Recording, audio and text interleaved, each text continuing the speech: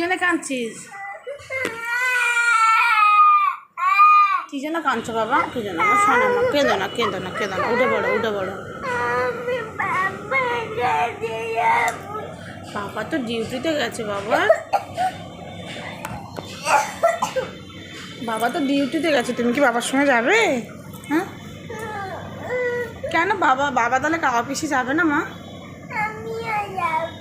তুমিও যাবে বাবার সঙ্গে? কিন্তু বাবার অফিসে তো বাচ্চা এলাও করে না মা। ওই টাকা কেন পিছন পিছন ঘুরবে?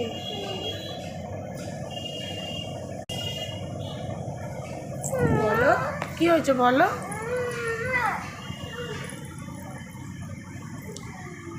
দেখুন আমার মেয়ে তার পাপার কাছে যাওয়ার জন্য কেমন করে কাঁদছে।